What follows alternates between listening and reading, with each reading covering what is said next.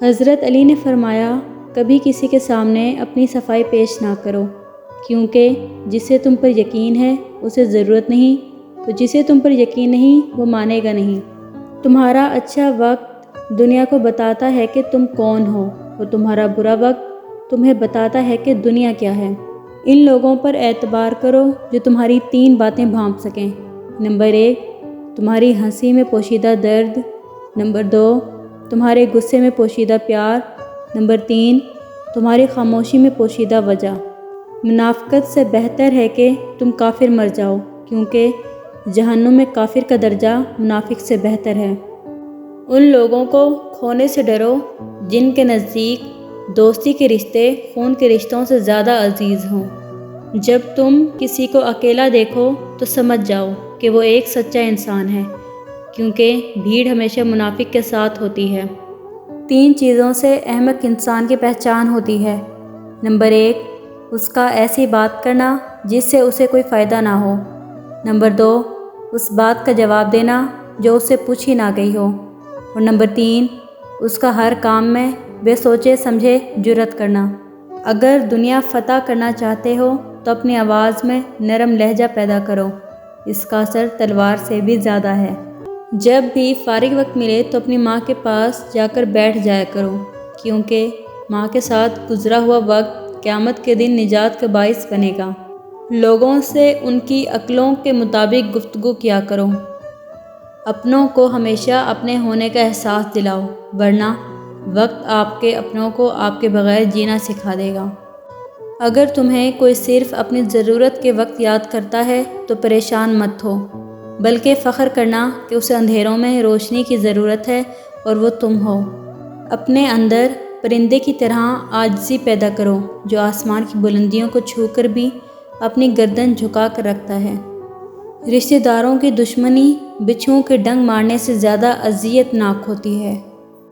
پریشانی خاموش رہنے سے کم، صبر کرنے سے ختم اور شکر کرنے سے خوشی میں تبدیل ہو جاتی ہے۔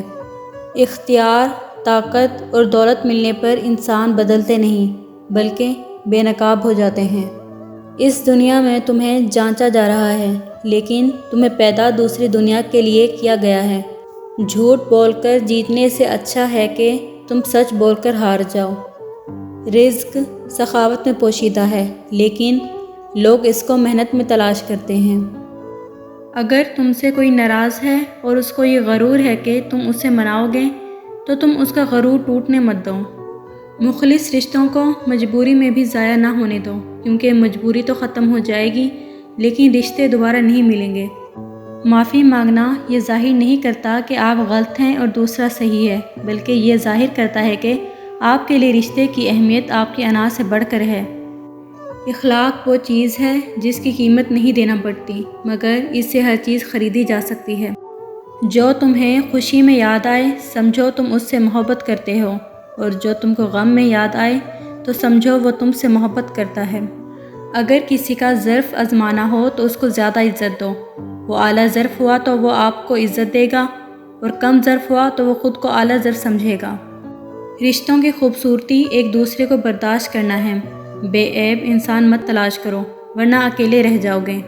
اچھے وقت سے زیادہ اچھا دوست عزیز رکھو، کیونکہ اچھا دوست برے وقت کو بھی اچھا بنا دیتا ہے۔ اس شخص کی دوستی پر اعتبار نہ کرو جو اپنے اقرار کو پورا نہ کرتا ہو۔ زندگی کے ہر موڑ پر صلح کرنا سیکھو، کیونکہ جھکتا وہی ہے جس میں جان ہوتی ہے، اکڑنا تو مردے کی پہچان ہوتی ہے۔ ایمان اور حیا 2 ایسے پرندے ہیں کہ اگر ان میں سے ایک اڑ جائے تو دوسرا خود ہی اڑ جاتا ہے۔ کسی کا عیب تلاش کرنے والے کی مثال اس مکھی جیسی ہے جو سارا خوبصورت جسم چھوڑ کر زخم پر بیٹھتی ہے۔ کبھی اپنی زبان سے کسی کے عیب بیان نہ کرو، کیونکہ عیب تم میں بھی ہے اور زبان لوگوں کی بھی ہے۔ انسان واحد ایسی مخلوق ہے جس کا زہر الفاظ میں ہوتا ہے۔ اگر رزق عقل و دانش سے ملتا تو جانور اور بیوقوف زندہ ہی نہ رہتے۔ سب سے بڑی دولت عزت ہے۔ ایسی غربت پر صبر کرنا جس میں عزت محفوظ ہو اس امیری سے بہتر ہے جس میں ذلت اور رسوائی ہو۔ کسی کا دل اتنا مت دکھاؤ کہ وہ اللہ کے سامنے تمہارا نام لے کر رو پڑے، کیونکہ ٹوٹے ہوئے دل سے نکلی آہ عرش تک جاتی ہے۔ خدا کے نزدیک کسی انسان کی عزت جتنی زیادہ ہوتی ہے اس کے امتحان بھی اس قدر سخت ہوتا چلا جاتا ہے۔ 3 لوگ جب آپ کے سامنے بات کر رہے ہوں تو انہیں مت روکو، والدین، بچہ اور غمزدہ انسان، کیونکہ ان کا دل بول رہا ہوتا ہے۔ زندگی جب رلائے تو سمجھ لینا گناہ معاف ہو گئے، اور زندگی جب ہنسائے تو سمجھ لینا دعا قبول ہو گئی ہے۔ وہ جگہ چھوڑ دو جہاں تمہارے احساس اور تمہارے الفاظ کی قدر نہ ہو، وہ کسی کا گھر ہو یا کسی کا دل ہو۔